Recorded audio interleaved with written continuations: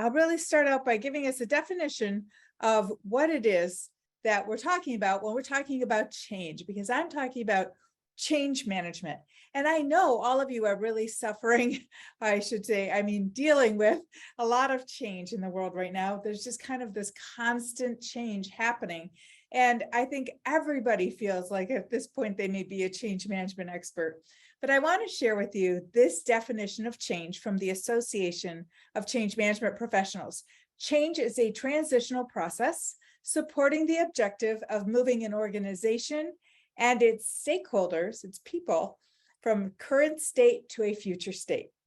So as I said, that's from the Association of Change Management Professionals, and that is a definition that we use when we're talking about change management and the term change, moving an organization and its stakeholders from a current state to a future state. So that can be your practice, your organization and all the stakeholders.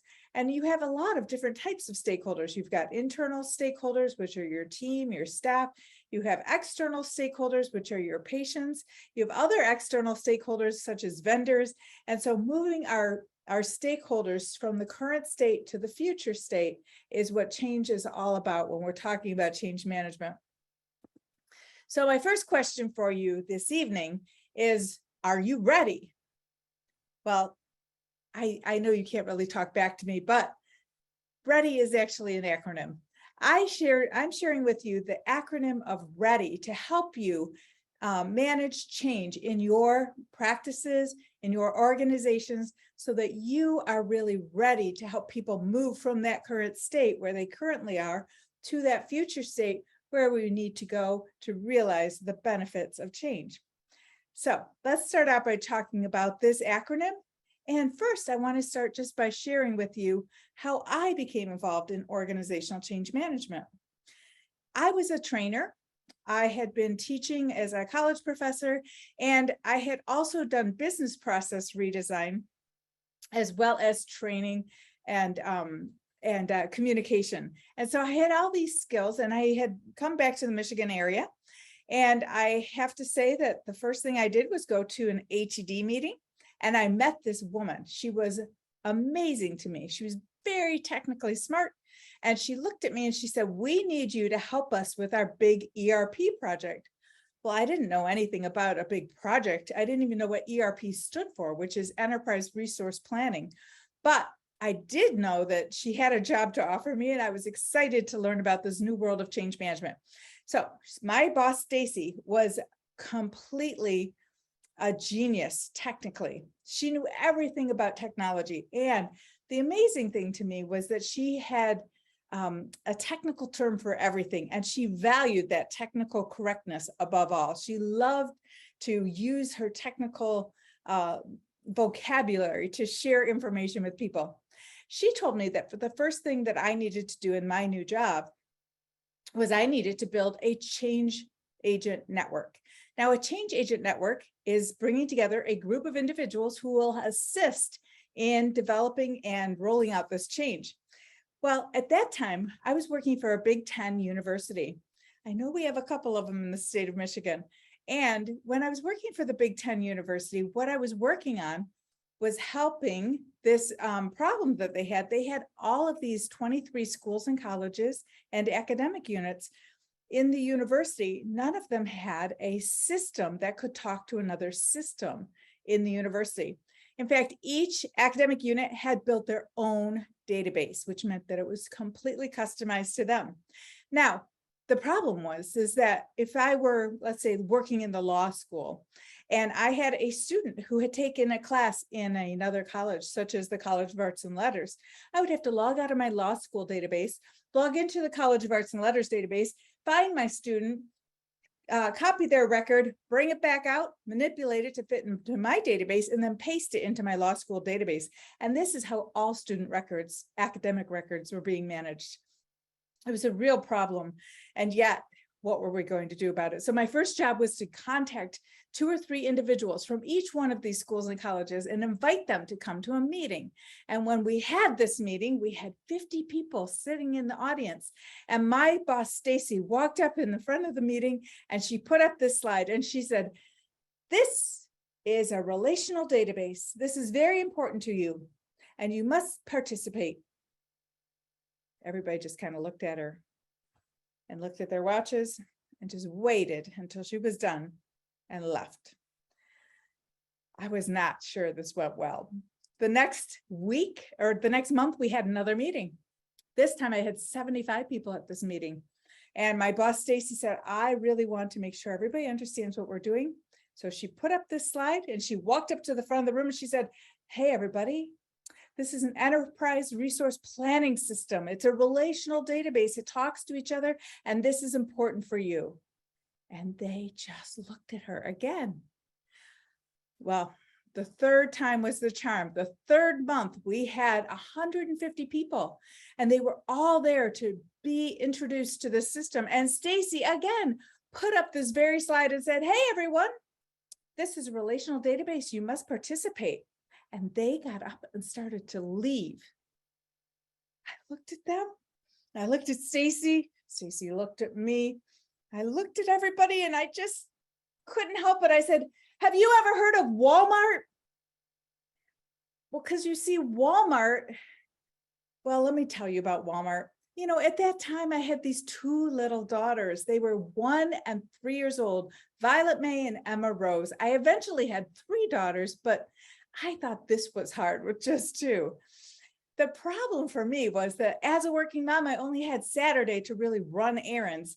And so I would have to put those 2 little girls into their car seats, you know, snap, snap, click, put them in their car seats and then go run errands. So then we would go to the grocery store and I'd have to unsnap, snap, click, and go into the grocery store and we'd buy our groceries. Then we'd go back out to the car, snap, snap, click, and we'd go off to the hardware store and we'd buy our light bulbs and our switches and back to the car seat, snap, snap, click. And then we'd go off to the pharmacy, unsnap, snap, click. We'd go into the pharmacy, we'd get our medication, we'd come back out, snap, snap, click, and then off to the bank. I mean, I know you have been there, probably many of you, and some of you might even still be there. But I have to tell you, this just drove me crazy. And I was so frustrated. It used to take me 4 hours to run errands. And I was driving home one day, frustrated and angry that I hadn't spent any time enjoying the kids, but just carting them around, when I saw a sign. It was a billboard for a super center. I thought, it was 25 miles away. But I decided to very next weekend I was going to try it. So I went the very next weekend, put those girls snap, snap, click into those car seats, and off we went, destination Walmart. And when we got there, unsnap, snap, click, I put those girls in the cart. We went into the Walmart and they had everything we needed. They had a grocery section, they had hardware section, they had a pharmacy, they had a bank, they even had a Subway sandwich shop to keep those 2 little girls happy. They were thrilled. I was so thrilled. I wanted to cry. And we went through in an hour, 1 hour, we were able to get everything that we needed in that one wonderful Walmart. I snap, click, put those girls back in their car seats, and we drove home for a fabulous Saturday. So here I was with all of these liaisons walking out on me. And I just yelled to them. I said, have you ever heard of Walmart? And they just looked at me. Stacy was breathing heavily. And I said, would it surprise you to know that we are building you a student data super center like a Walmart? Oh, we like Walmart. And from that point on, we had a change agent group. In fact, that change agent group still exists more than 20 years later. And the reason they exist is because we had a relevant and relatable story about the change that helped that group of individuals understand what it was we were trying to accomplish and how they could participate. In fact, when we've tried to do upgrades over the years, that group would say to the project team and to the administrative team, when it became an operational group, they'd say, just don't screw up our Walmart. We love it. So this is the first piece of trying to of working with others on change is to have a relevant and relatable story of change that your stakeholders, that your end users, that your customers, that your patients, that your vendors can all understand. It's something that's relevant to them and that they can relate to. And so this is really an important first piece of the READY framework that I've created to help you remember the 5 things that you need to do to really successfully lead change in your practices. The second piece is engage leaders. The E is for engage leaders. And what I'm talking about when I'm talking about engaging leaders is really connecting with the leaders in the organization. Now, this can be yourself. Obviously, you're a leader in your organization, but you have other leaders. You may have somebody at the front desk who's a leader. You may have a dental assistant leader, and engaging other people to become involved in this change is essential. So let me just give you a quick tool that I like to use when I'm working on engaging leaders and engaging by telling leaders what is happening in this change. So this is a document that I've created, and you'll have a download for this. You'll be able to have this tool for yourself. But this is something that I developed based on a conversation I had with a leader. I was hoping that I would be able to use her to help lead this change that was a big change for a large statewide organization. And she said, I don't have time. I don't have time to meet with you once a week. I don't have time to meet with you even for half an hour. But I want to lead the change. Well, I started to notice that she wasn't coming to the meetings that I figured she would attend, and then I could communicate this. So I built this tool, and this tool is called the Engaging Leaders Brief.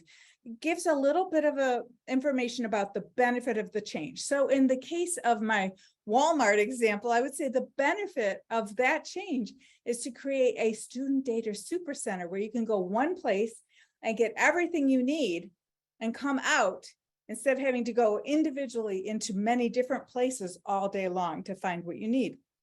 And that's what I would put down for the benefit of the change. And then I would want to tell my leader what I was going to be talking about this week, what we were going to communicate this week, and what's coming up next week for communication. So if I'm the leader of the practice, I would want to tell the other leaders that are working with me, this is the communication that we're sending out this week, and here's what we're going to talk about next week.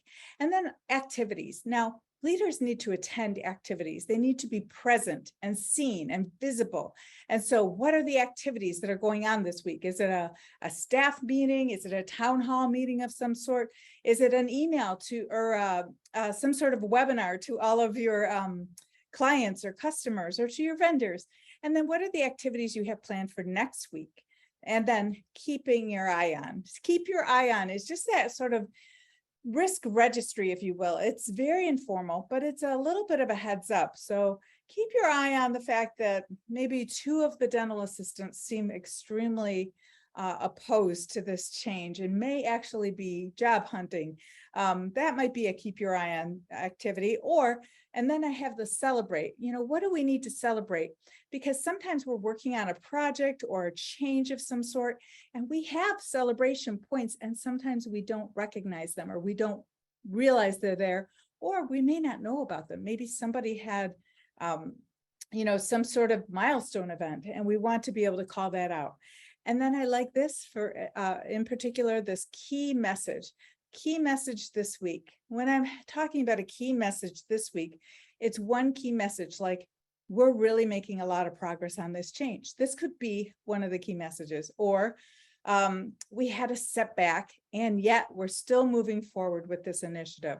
So just that key message. When you have this document and you can share this in a 15-minute conversation with somebody, it makes the communication with the leadership and the being active and visible to the team really, really simple. You're able to then know what everybody's going to be focusing on and talking about. One thing that I think is tough about changes sometimes is that we get out of sync with each other. And one person is talking about system testing, and somebody else is talking about, will we have training for this? And so this keeps everybody aligned when we're moving through this change, keeps everybody in the same place. So this is the Engaging Leaders Brief. But the one thing that I have not yet figured out, and that we're going to work on now, is who are these stakeholders that I need to be communicating and sharing information with? And that's the next piece, which is the stakeholder assessment.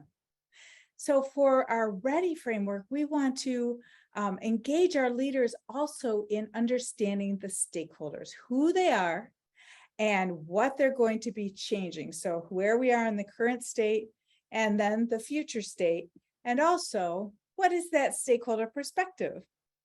Who is that stakeholder and what do they feel like they're going to gain? What do they feel like they will lose?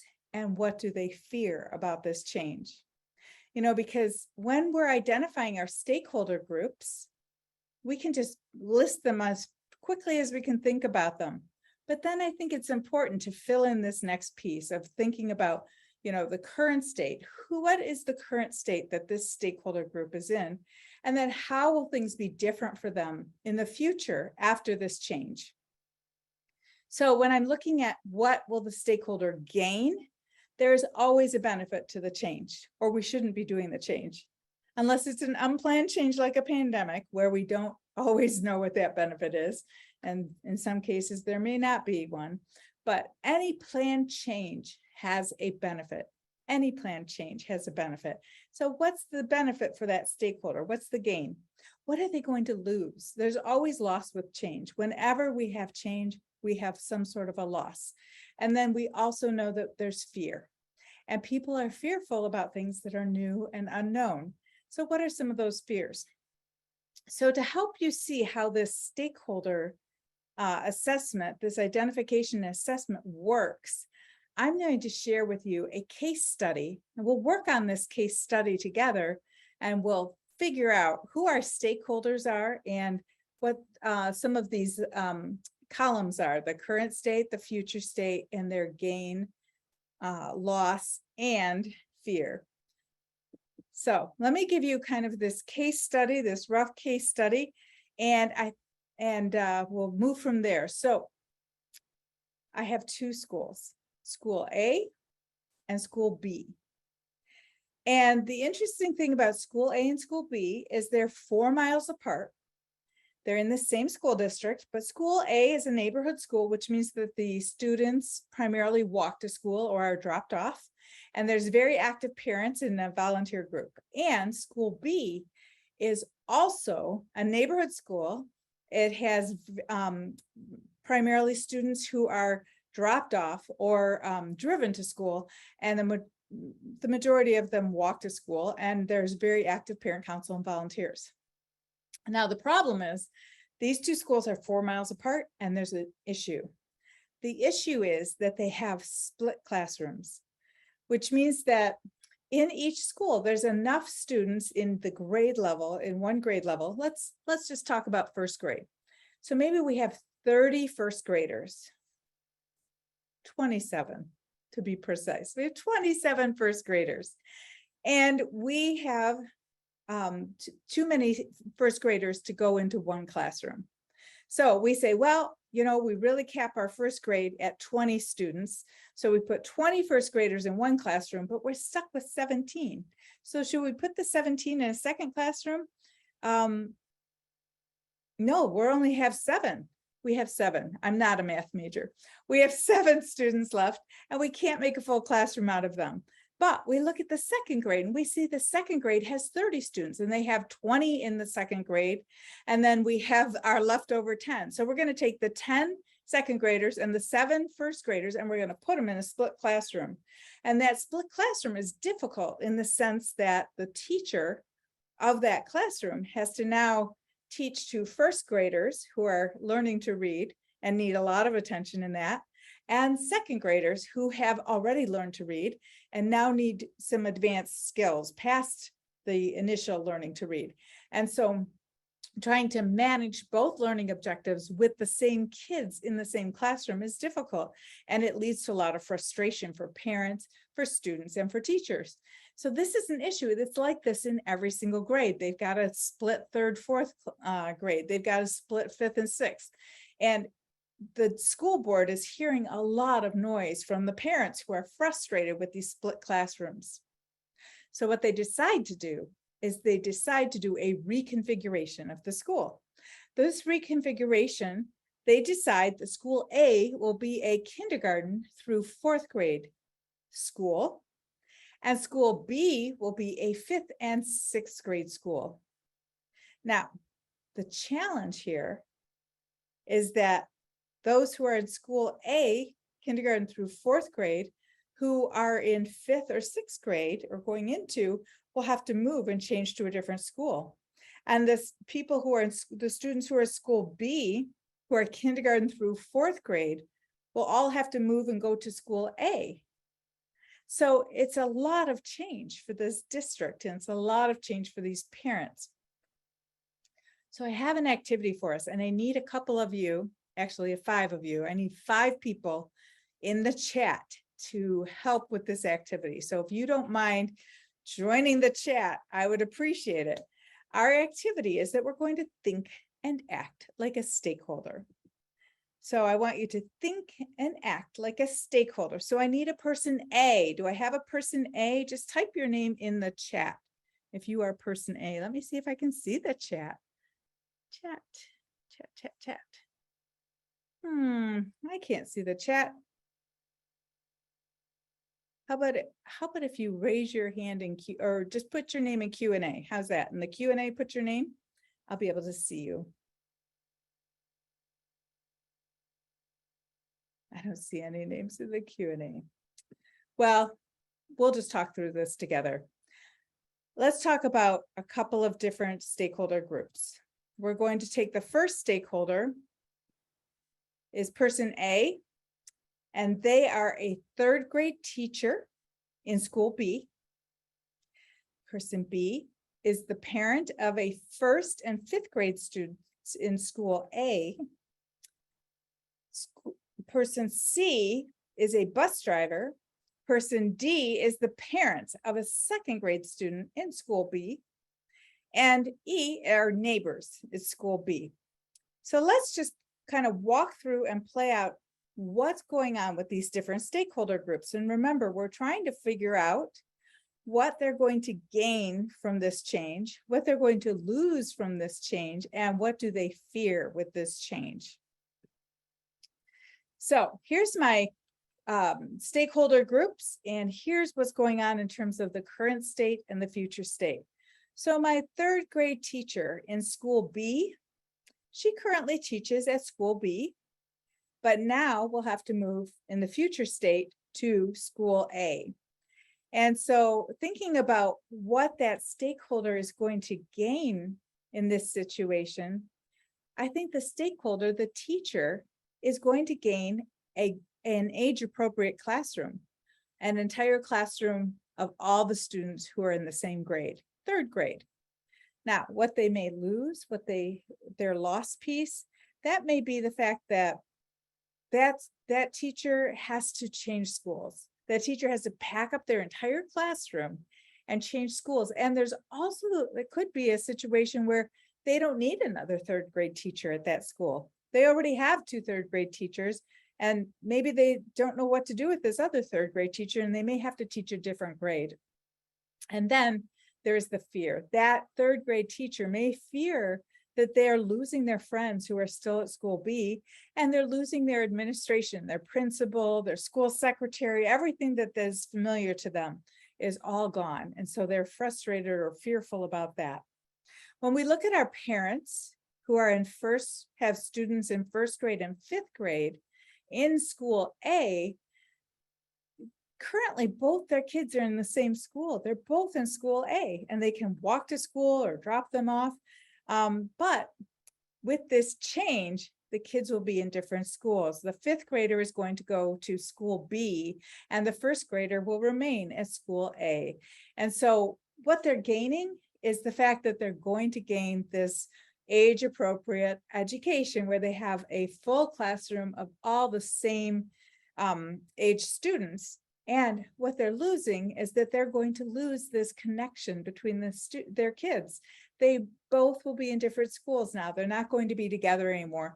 And many parents really value that sibling, that older sibling being at the same school as the younger sibling. Sometimes they appreciate the younger sibling making the older siblings shape up a little bit at that school. And then the thing that they're fearing, they may fear that their students will no longer be as close, or that they won't be able to get the kids to the right school at the right time. They're going to have to do 2 drop-offs, 2 separate buildings. The bus driver currently drives for the middle school and the high school only. But now, in the future state, the bus driver has to drive for all the schools. So they're going to add all of the schools into their route. And so, stakeholder perspective, their gain is that they're going to have a lot more hours. They're probably going to make more money because they have longer window of time that they have to drive to get everybody moved around. Their loss might be that they're losing kind of some of their free time. They have to work more hours. And then one of their fears might be that they lose connection with the students that they already know, and they may be worried about trying to learn new routes and deal with younger kids on the bus. Parents who are second grade students who are school B, they're currently attending school B, and now they're going to have to attend school A. And the gain for them is, again, this whole piece of the education value of having no split classrooms. But the loss that they have is the loss of their community, the loss of their student being in that school B and having to move over to school A, and not feeling like they're very connected to school A. And then their fear may be that their child has a difficult time making this transition. And finally, we have our neighbors at school B. Now, our neighbors at school B are used to having kindergarten through 6th grade students walk around or be dropped off at school B. But now they're going to have 5th and 6th graders only. And, neighbors don't like those bigger kids. They think they kind of cause trouble, and they can cause trouble. They're 12 years old, and 11 and 12-year-olds sometimes are a little bit rowdy on the way home. So those neighbors in the school B are very worried about they're fearing that they're going to have a rowdy bunch of 5th and 6th graders walking through or riding the bus and just hanging around in their neighborhood after school. And they're really losing that connection to the younger students that they're kind of used to having. So when we think about our stakeholder groups, what I like to do is I like to do a facilitated session where I figure out, who's missing off of our list. Now, I can tell you right now, there's a very important stakeholder group missing off of our list. Students are not on this list. So in a facilitated session, I would discover, we need to talk with students as well. And now what we're going to do is then take the information we've gathered from the stakeholder conversation, and we're going to use that to really engage our leaders by adding to our engaging leaders brief. So you can see here we have the benefit of the change is that we create access and opportunity for students to thrive with grade appropriate focus. And the communication that we're going to use this week is we're going to have the announcement of a new program. We're going to talk about the building reconfiguration. We're going to have upcoming listening events. The activities this week, my sponsor, my leader, the dentist, is going to have a press conference, visit a school and do a photo op, and go present a program at the Board of Ed meeting. And I want that dentist or that leader for the schools, which in this case would be the superintendent, I want them to know that the school B has a very vocal parent opposition. They're starting to organize. And school D, which we didn't even speak about, but it's being shut down completely. And then we have communication coming for next week, activities for next week, and things we can celebrate. And then the key message is that new access and opportunity will make our students more competitive. So you can see how this is so helpful now that we've talked to our leaders, we've tried to engage them, make sure that they have a quick, easy way to see what's coming every single week. And then we're going to ensure that we do a very thorough deep dive into our stakeholders so that we understand who our stakeholders are and what they're going through and how to help. The A in the READY framework stands for advanced communication. Advanced communication is one of those things that we think we're doing sometimes, but I have to tell you, we're not always very good at advanced communication. We know from the most recent Gallup State of the American Workplace poll that 9 to 16 communication exposures are needed before somebody realizes this applies to them. I mean, 9 to 16 times, that's a lot. And that's why we have to start early and have a lot of advanced communication about this change. Because if someone needs to see it in their email or needs to hear it 9 to 16 times, we need at least usually 9 to 16 weeks out to be able to get that message out to them. It can never be too soon. And sometimes I think there's pushback from leaders about, don't send this out yet, or don't tell everybody yet because it's just starting and this is going to be like a 9-month or 18-month process. Don't tell them yet. But I have to say that adults like to know things as soon as it is known. So it's important that we communicate what we know now, that we don't hold it, that we don't try to wait until it's perfect, until everything is perfect in the world. Perfect is the enemy of great. I think that it's important to really look at what we know and share what we know now and say, we don't know everything yet. We're still trying to figure pieces out, because there's nothing wrong with telling people we're still working to determine some details.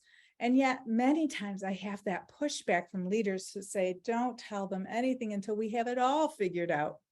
But we'll never have everything figured out. We just have to communicate as quickly as we can and as clearly as we can right away to ensure that people have the information that they need to be able to adopt the change.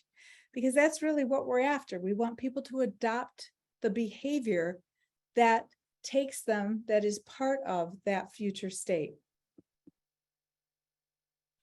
We have develop and support as the D in this READY framework. And when we talk about develop and support, what I'm talking about is training and supporting once we're starting something new. So if you are implementing a new system, let's say in your office, many times the vendors will say, oh, we have the training. But I have been on many projects where the training from the vendors is not much more than, here's all the fields in the system and how they work. What we're looking for in terms of training and development, learning and development for our teams, for our staff, is what we're really after is that, how does our process work using this tool? So we're really looking more at the business process. How does this business process need to change to use this new tool? How does this new tool, this new system, change the work that we do so that we are interacting with it rather than here's what you put in each field? So when I'm thinking of that, I'm also looking at what type of training needs to happen. Is this hands-on training, either in a training environment or through Zoom calls, or is this a kind of sit and watch some videos and take a quiz at the end training? What do we plan to do to help people train, to learn, to develop, to be able to adopt this new system? Then we want to have a plan for post go live. So we pick our go live dates. Many times we're marching along to the go live date. We're thinking this change is going to happen. Maybe it's just a program change in your office where you have, some sort of new protocol for bringing patients in.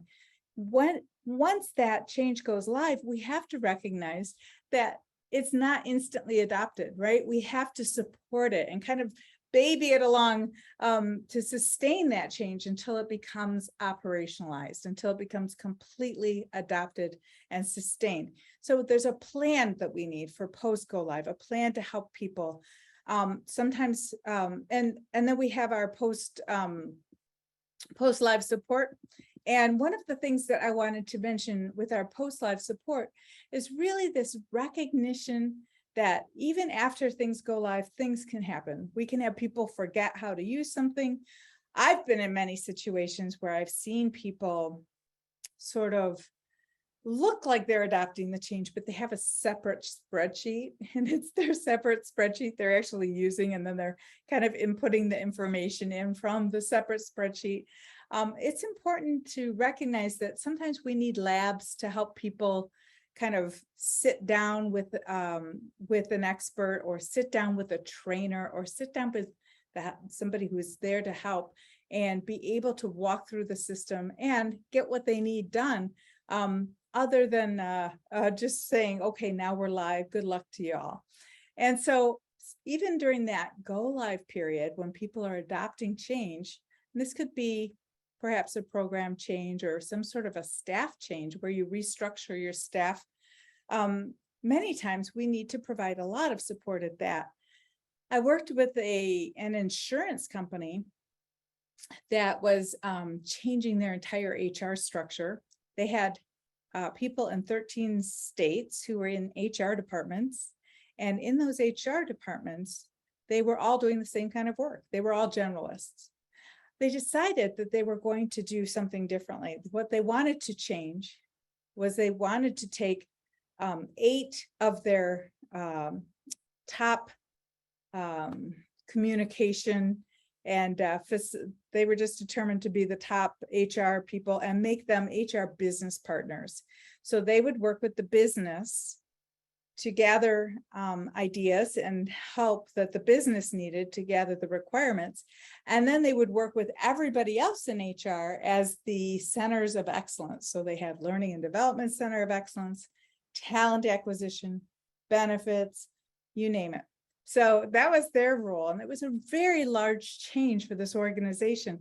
And once they made the change, they sort of forgot that they needed to really support going forward. And so it wasn't until about 6 months after the change was made that they started to do some professional development for the people who were these business partners, who now had a huge level of responsibility on how they were supposed to work with the centers of excellence and how they were supposed to work with their business clients.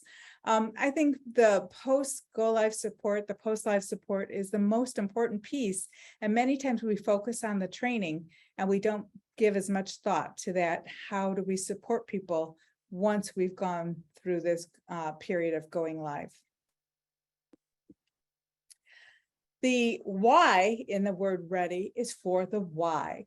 And the why is really that piece that's important because we often get resistance in our changes. And resistance is natural. Resistance is inevitable, but resistance shows up as a why. It shows up as, why are we changing? Why are we doing this now? What happens if I disagree? Why are we doing it this way? And there's questions about, what if I don't want to do this? You may have experienced a quiet quitting when people are resistant to change. They just sort of put their head down and hope it goes away. I've seen people who just retire when there's a new system introduced. They say, well, I'm done, I'm close enough, and they go ahead and leave. Resistance can show up in many different ways, but I have 4 resistance responses that I want to share with you, because I think these understanding these avatars and understanding how people connect is an important part of really recognizing why we have resistance and how we can address it, and then what to do to take everybody forward. So these are the 4 responses of resistance. And I'm going to share these avatars with you and share with you the strengths and the resistance mode and how we can try to help our avatar get out of the mode of resistance. So I'm going to start out with our commander, fighter. We have a socializer, saboteur. We have an understander, underminer, and we have a detailer who can become a derailer. So generally, the first title is where people's strength is. So when we have a commander, they are a leader that promotes and supports change. And they are really good at commanding, really good at leading. That's their strength. But when they feel that they are not kept in touch when they feel like they haven't had the information they want, or the information they need, or that somebody knows something that they don't, they can get very resistant, and then they become a fighter, and they will actively fight against the change.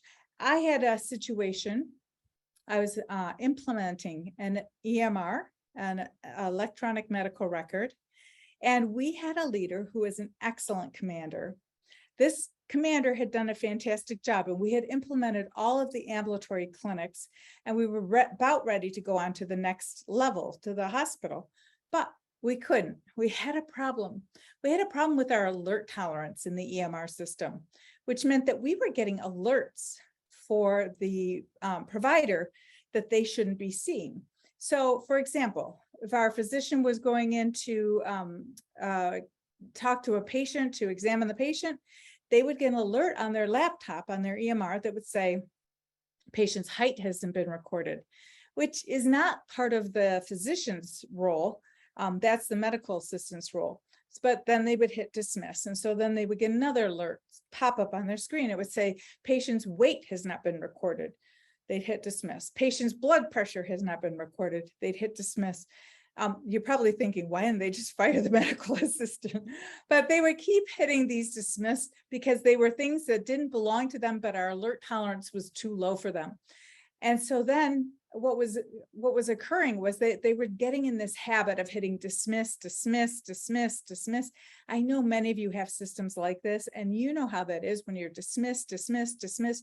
Sometimes something goes past you, like this medication is contraindicated, or this patient is an issue on their problem list that prevents you from prescribing this. And so we were very concerned on the project team that we were going to cause harm, because our physicians, our providers were getting into this dismiss habit because of the alerts. We had asked our commander to go and ask for a project to get this started. He went and came back and said, nope, they told me no. And we said, could you go back and ask again? This really made him mad. He started to fight against the team. He was very angry with us. He accused us of setting him up. I didn't know what to do about it, but I did know what a commander needs. What do they need when they're becoming resistant? They need a story. So I just sat with him and told him the story. It's an old story of the boy who cried wolf. You know this old story, this old fable. You know, there is a shepherd boy, and he's watching his flock of sheep every day. And this is all he does all day long, watch his flock of sheep to protect them from wolves. And he's standing out there one day, and he's looking at his flock of sheep, and he thinks, this is so boring. I cannot stand this.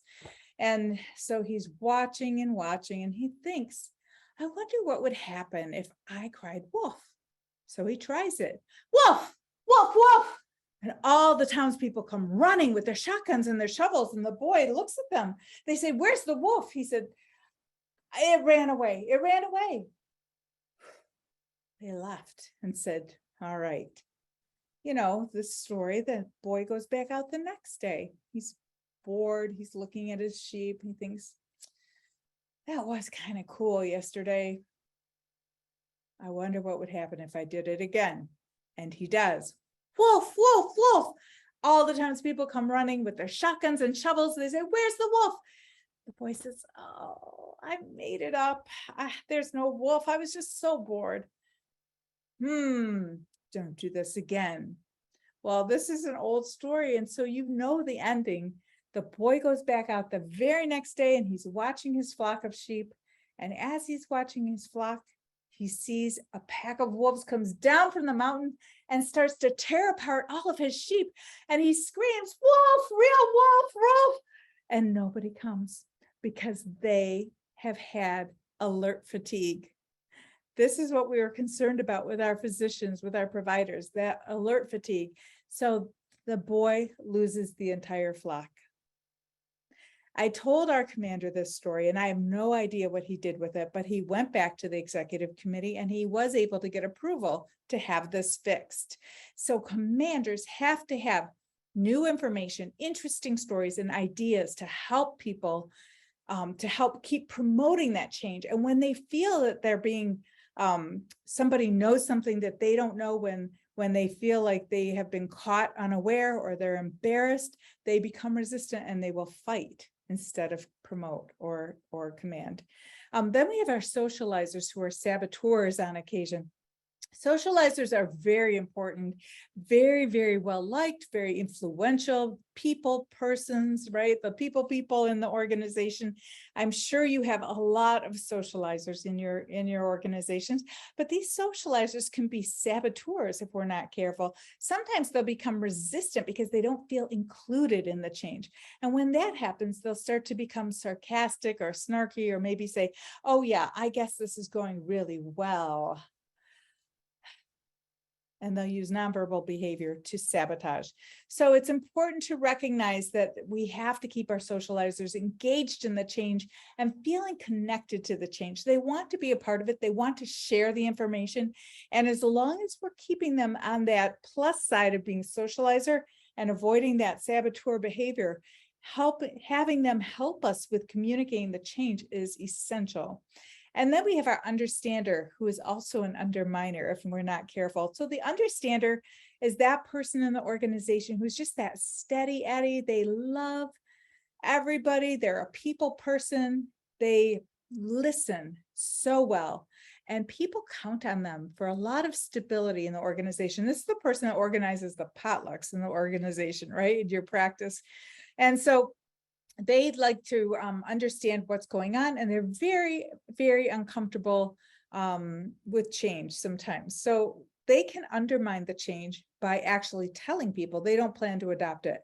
Oh no, I think I'm going to change jobs, or I'm going to retire, or something else. They tell people, I don't plan on adopting this change. And that's when they can truly use that undermining behavior. So we want to provide opportunities for them to try it and touch it and be a part of it. When I'm doing a software implementation, I'll do something like helping our understanders do user acceptance testing, or being in the pilot group for a training so that they can give us feedback. Because when they're at the ground floor and they can truly see it and touch it and understand it, they can support it. But we have to ensure that we're really connecting to them as understanders. And then we have our detailer, who can become a derailer. And this detailer, I am sure all of you know the detailers. Detailers really love detailed information, and they like to use it to understand the importance of the change and how it's going to impact all the stakeholders and end users. But they will stall and delay if they don't feel like they have enough information. And we might have them even create additional requirements, or they might have so much data that they've developed analysis paralysis where they can't make a decision because they have so much data. So it's important to recognize that the derailing behavior is this stopping and telling everybody, I don't have enough detail, I have to wait, we have to wait, we need more. So one of the ways that we can really help these detailers is by scheduling time to meet with them on a regular basis and providing a very complete agenda for them before we meet with them, because they want to have time to think about their ideas. They want to read things before we meet. They don't want me to show up and just start talking at them.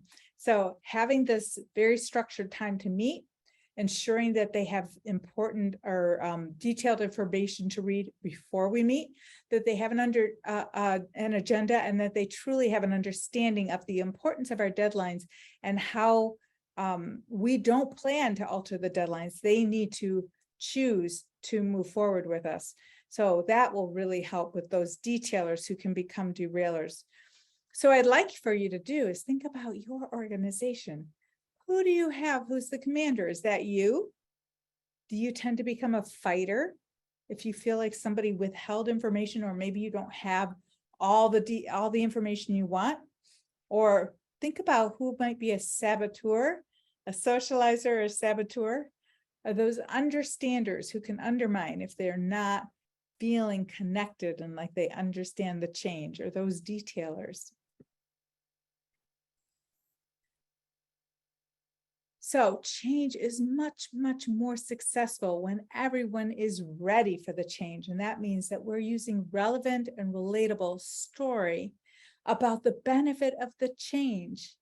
a relevant, relatable story about the benefit of the change, that we're engaging our leaders and helping them to lead the change by ensuring that they have a brief every week to understand what's happening and when, that we have advanced communication because we know people are so overwhelmed by information and email and things coming from all angles. It used to be that we said 7 times you need to hear something before we knew that people paid attention to it. And now it's that 9 to 16. So the advanced communication is really critical. Develop and support that training and development, and then supporting people as we move through the transition period of this change to go forward into it. And then the why.